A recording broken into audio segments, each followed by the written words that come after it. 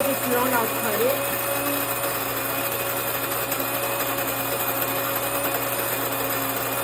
And at the end, kind of cover it because it's gonna do splashing.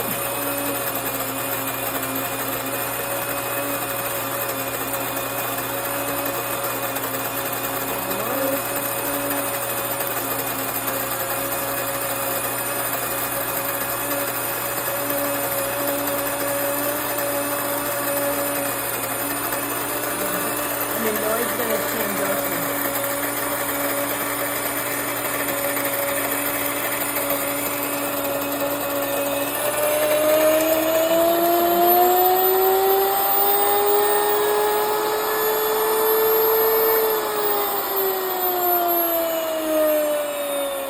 And now I'm gonna open, and after I open, you can.